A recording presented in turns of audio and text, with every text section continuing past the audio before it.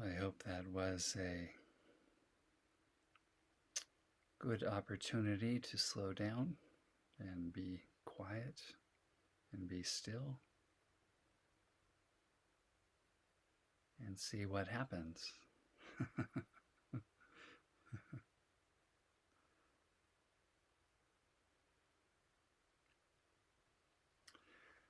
I wanted to share a poem with you tonight.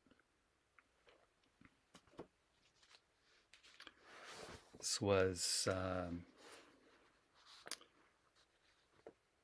poem that I came across during the practice period in my Shuso studies. And I was going to read a couple of poems during that Shuso ceremony. I didn't have an opportunity to do that, but this this poem is a wonderful little set of instructions. I don't know who the author is, it's unknown. But it goes like this. I knew a wise woman, and she said to me that the river would mold me, and the wild wind would cool me, that the trickster, the coyote, he would fool me, that Father Sun would warm me, Mother Earth would clothe me, Grandmother Moon would greet me, and of the old ways she would teach me. Wise woman, she told me, to always walk lightly, tread the earth ever gently, lovingly, so preciously, and take from her sparingly. She said, to share with others what you would have learned from me. Be still and breathe ever patiently.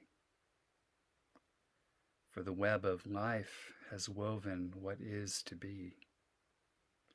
But you must still choose your own path. You will see. And lastly, the wise woman said to me, to listen to the wise one that dwells within me, to walk my path in balance is to be free. More than just words, so must it be.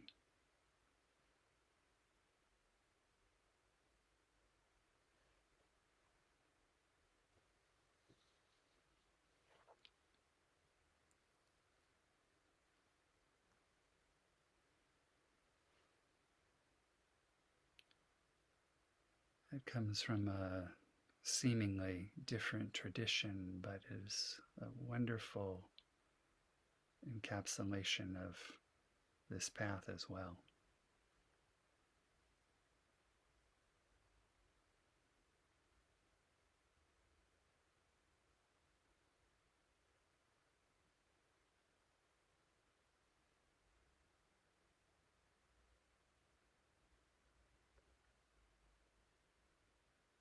Much wisdom and good advice.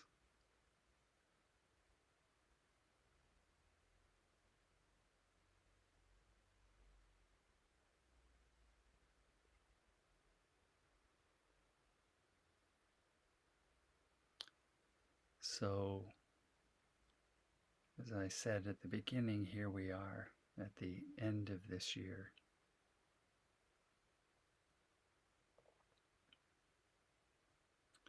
I know for many of you, many of us, it's been full of ups and downs, full of falling aparts and coming togethers in many, many different ways. So I'd like to take a little bit of time tonight to invite uh, your reflections.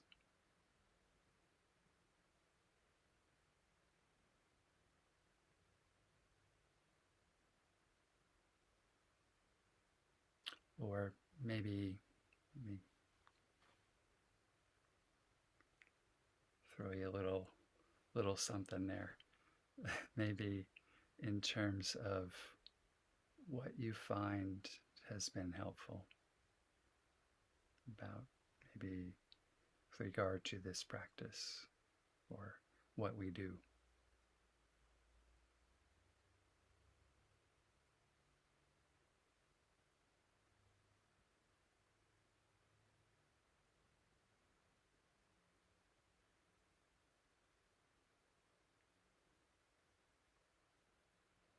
Well, I'll have a go, Jeffrey. Stability. Doing the practice every week. Yeah. Whether or not we're here, we still practice.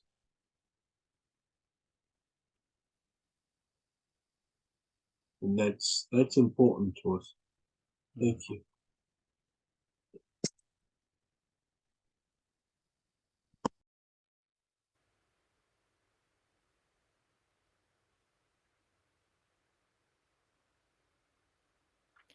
Reminds me of a story I think Jack Cornfield taught of a yogi Sachitanand. I forget the yogi's name. This was like back in the 60s or 70s or something. He saw a poster of this yogi, and this yogi was posed, like doing a tree pose on the front of a surfboard riding a wave. And it said, uh, uh, you something along the lines of you can't control the sea, but you can learn to surf, and that this practice can add some stability to uh, an existence that is inherently changing.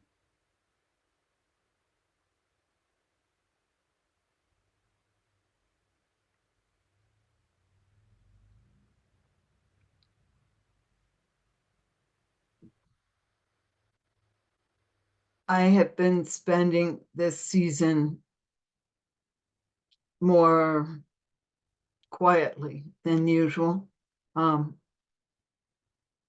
been going out at night and watching the moon wax, and we're having a lot of moisture in the southwest, so it's more humid and more foggy and diffuse.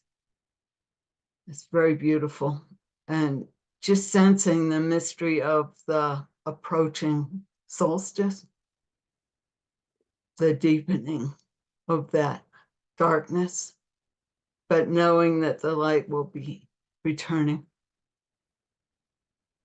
And I think that the on-go period left me with a glimmer of the idea that the empty, shining field is with us always. Hmm.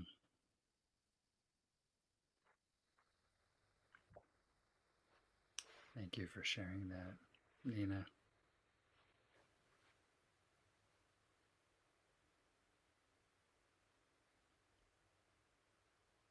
This practice over time has helped me be more hopeful and I think more specifically,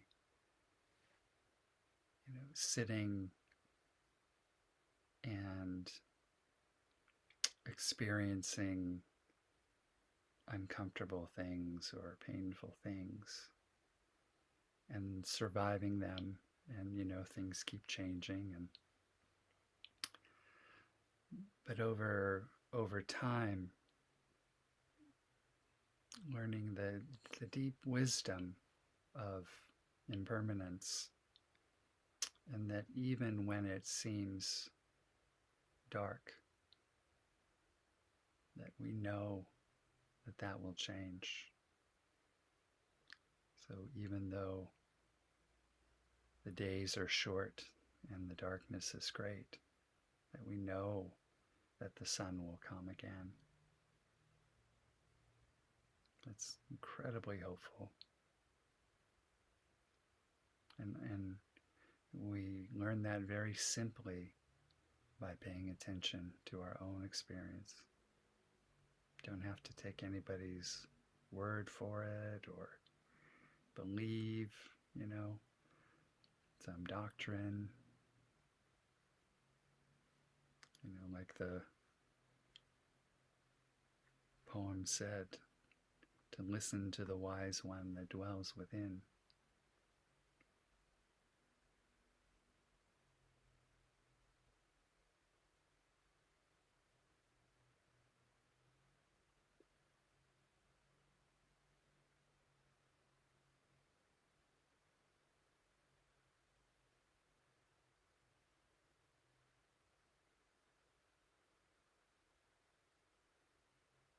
Anyone else have any reflections that they would like to share now?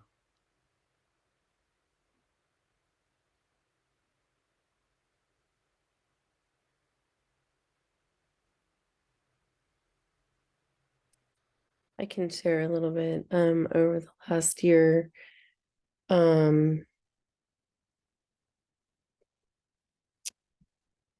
I have much more consistently been meditating and realized a lot of the things that are talked about here, within myself. And like you said,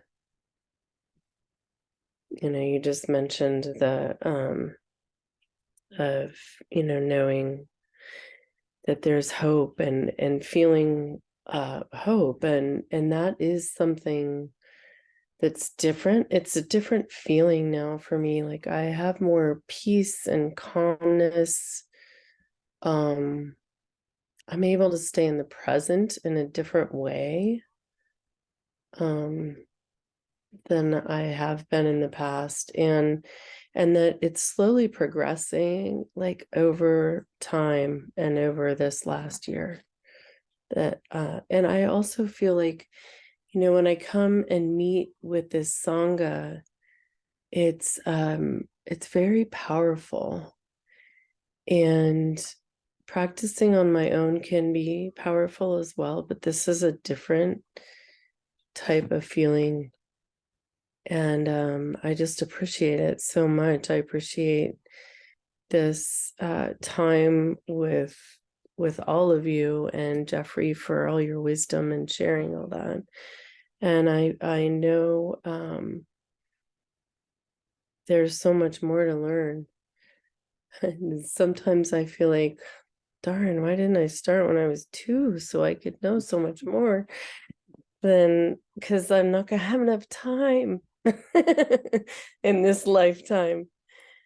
But there will be the next lifetime, and I know I don't really worry about that. Like I never really have, but I definitely I take comfort in this practice and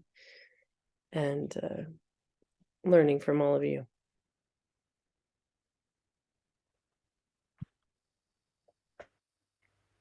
Thank you for sharing that, Laurel.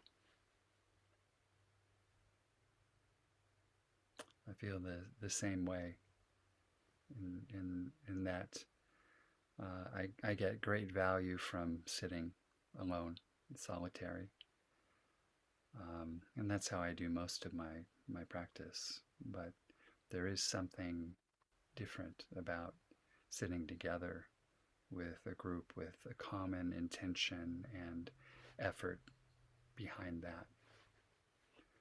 It creates something that can't be created when you're you're practicing in a solitary way. That there's sort of a container or energetic field that is created. That's it's not that it doesn't exist when I practice in a solitary way, but it's much more palpable when we're together. For me, anyway, that seems to be the way it is.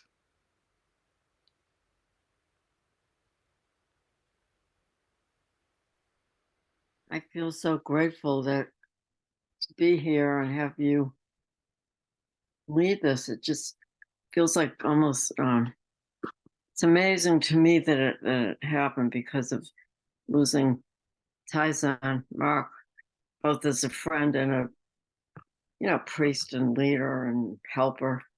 And to see a few familiar faces and you putting it all together, Jeffrey, it's really been helpful to me. And I certainly have gone up and down this year. What what did you call your practice period? Um, the ango, or I'm not. Oh, you mean falling apart and coming together again? Oh, yes, yes, But it happens. It's like not just every week or something. It's almost like every day sometimes. yes. Not every hour particularly, but Right. thank you. Thank you, Rhoda. I'm so glad you all found your way here, you who studied with Taizan.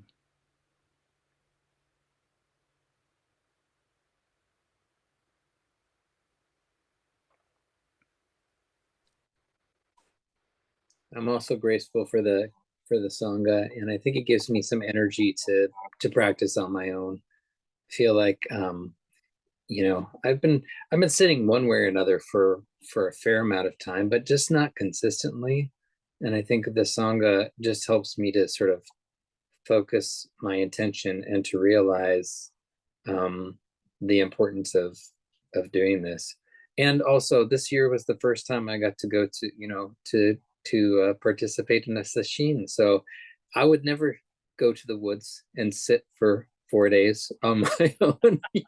It just would not happen. You're right. It does create a container, and it creates a container that helps me build intention and to hold my practice, um, through the week till till our next meeting or whatever. It gives. I've just found that this year in particular, I've had much more consistent daily meditation than I've had ever before in my life, and I attribute that to finding sangha and the chance to work together. So anyway, I'm grateful. Thank you. That's wonderful. That's wonderful. That's one of the real benefits of a healthy, functioning sangha. Is we can create this together, and create a wonderful container and learn so much from one another.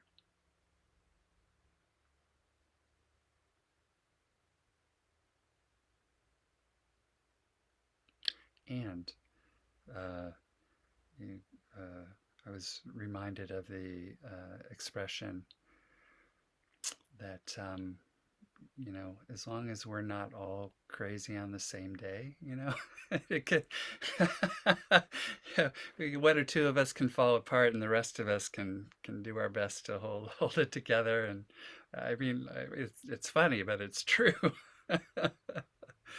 It gives a safe place to do that. And one of the beautiful things about falling apart is that we get to put ourselves together anew, and in a way that was different than before. And when you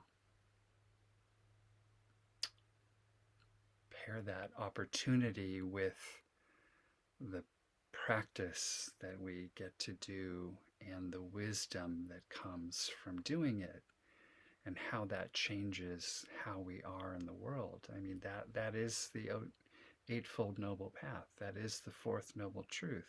That is the path out of suffering. And we're all doing that together. It's fantastic. It's amazing. Absolutely precious.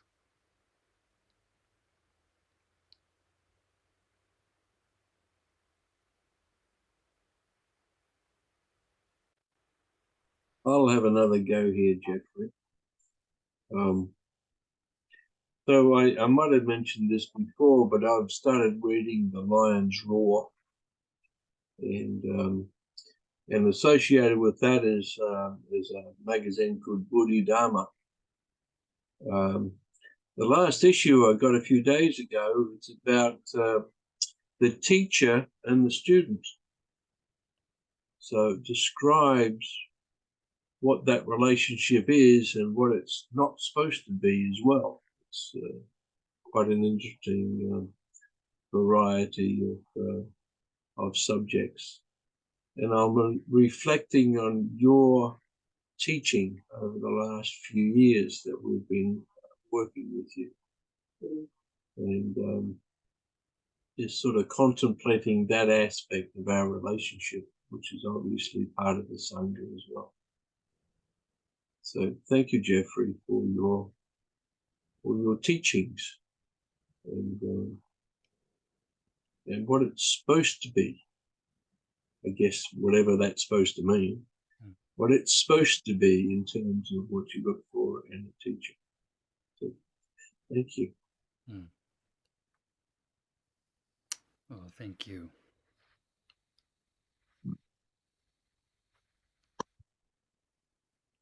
I'm simply sharing freely what was freely shared with me. So I think they call that paying it forward.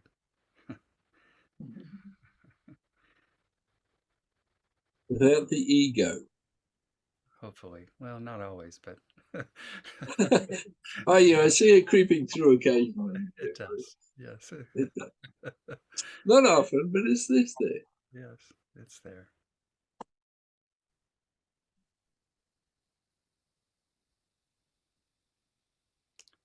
Patsy.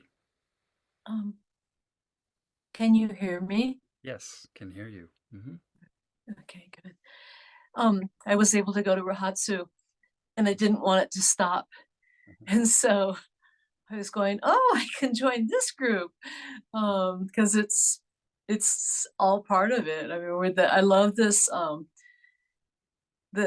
what we used to call the Maha Sangha, now the Phoenix Heart Sangha, and all the other Sangha, all the Sanghas that, I can't find the right words for it, but seeing familiar faces, coming here for the first time and seeing familiar faces is really nice. I cherish this time of the year, this time of darkness. It's almost like the highlight of the year for me, because there's so much less distraction and stimula. It feels like it's easier to be closer to the absolute with this long time of darkness in the nighttime, and with the solstice being tomorrow, it just feels very sacred to me, this time of darkness.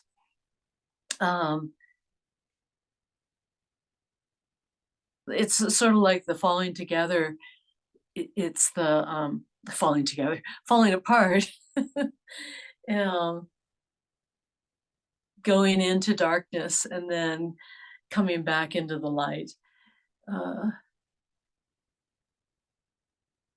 you said, Jeffrey, I heard you say something about when we were talking about Oryoki, that there's this peripheral awareness of the others, and the pace. And I live a very solitary life, and it's become really nourishing for me to be part of the fabric of this Dharma practice. It's really comforting. And so I'm glad to be here tonight. I'm glad you're here, Patsy. Good to see you.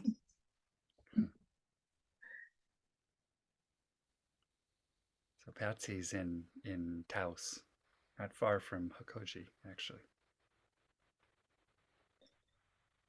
But I learned recently that I'm not far from Nina because she's in Santa Fe. Yes. Yes, we have a strong New Mexico presence tonight. It's wonderful. Stronger even with the both of you.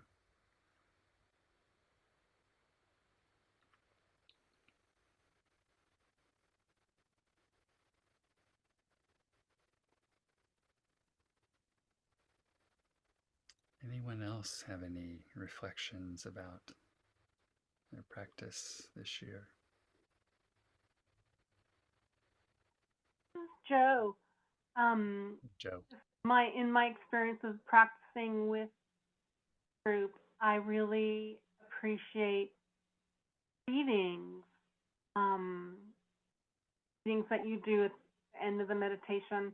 Usually when I meditate on my own, I do a reading before because it sets the tone. And it sets a tone at a higher octave than what I would do with my consciousness just as I approach the practice. So, but you asked what works or what we appreciate about it, and that's why I just wanted to say that. Thank you, Joe, for sharing that. I actually used to read a passage before we meditated, and I enjoyed doing that. Like for the reasons that Joe was talking about, which is it sort of invited us to set a tone, if you will. But then I tried doing it after, when we're quiet and open, and seeing, what that was like too. So I don't know. I don't know if one's better than the other, but the readings, the Dharma, along with the meditation, I think can be a potent combination. So that's sort of why we do it this way in this Sangha.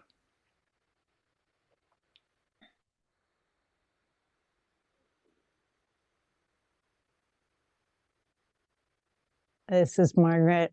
Hi, Margaret. I could say a lot about what works. I'll just keep it to practically speaking. I really appreciate that this is recorded, because I do go back to listen to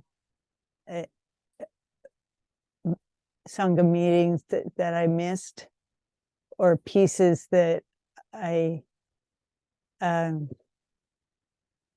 just to break some of the isolation of practicing alone during the week in between, and it's really helpful.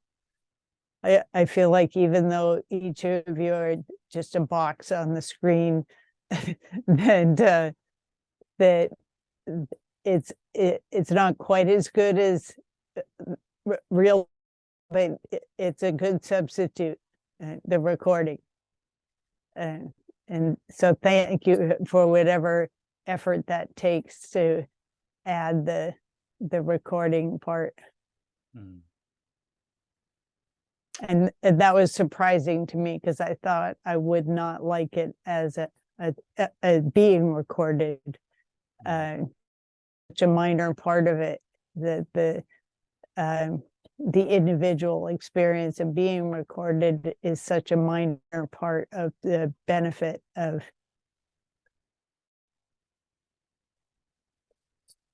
participating again in, or filling in for the time that I missed. either way. Thank you. Well, thank you for sharing that, Margaret. My experience is similar to yours. You know, I'm not particularly keen on being recorded, or even it took me a long time to tolerate hearing my own voice. But once I got over that, I find that there's so much that's shared and so much that can be learned. That's a large part of why I decided to record these things. And I think I sent an email out a while ago that I, a few months ago, created a YouTube channel where you can find some of these. I try and upload some of these recordings, and we're working towards having all of our recordings available. That'll happen down the road. First, we're gonna do Taizan's recordings, Wild Country's End's recordings, and have those available. So we'll do those first. We've prioritized that, and then we'll work on Myokoji. But I lost count, but we're probably approaching 200 recordings. So there's a lot of wisdom that's been shared in this time. So it's good to, now that we have the ability to be able to preserve that.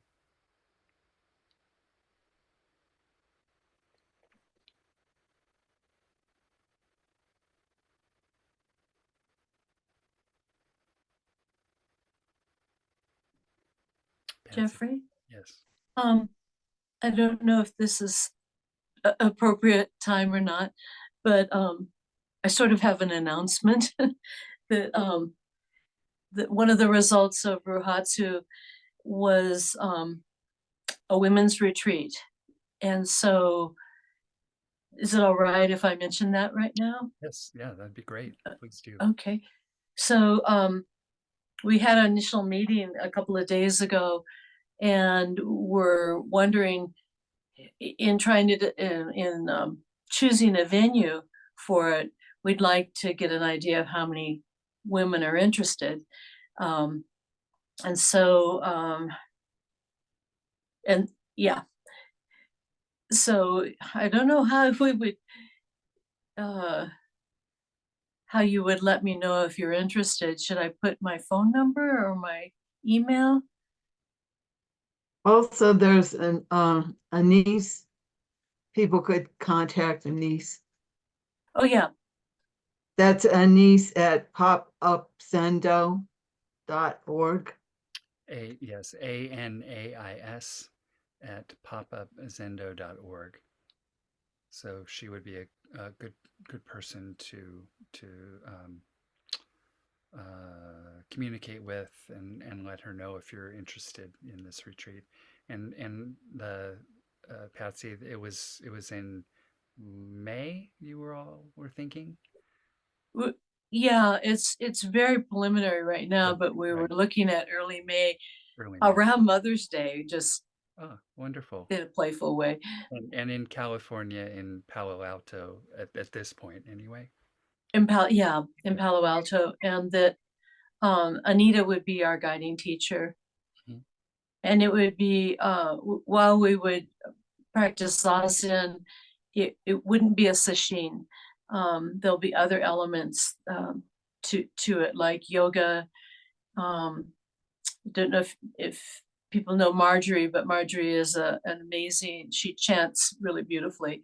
And so maybe doing some chanting, and Anais has some ideas for movement, and seems like there's more.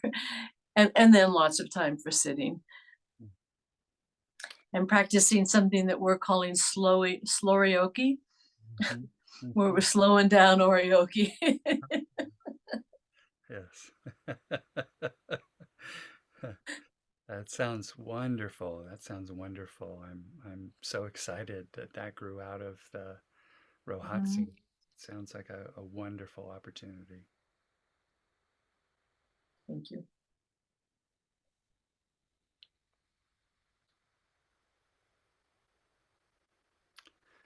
Well, thank you all for your effort and your intention.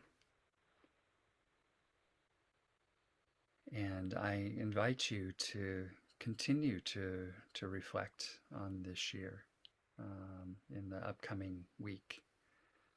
And as I mentioned, we'll be doing a guided forgiveness practice. Very powerful practice. Really crucial for letting go.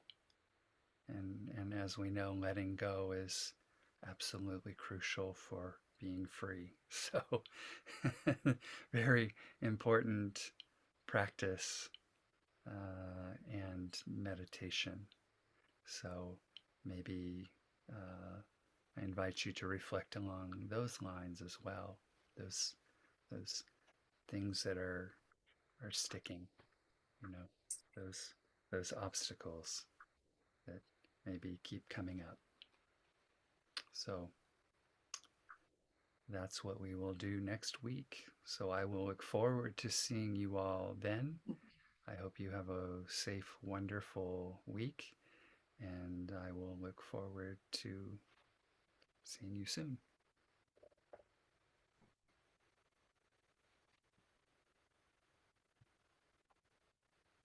Thank you, Jeffrey. Good night, everyone.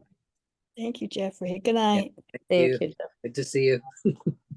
Thank you, everyone. Good night. Good night. Thank you, Jeffrey.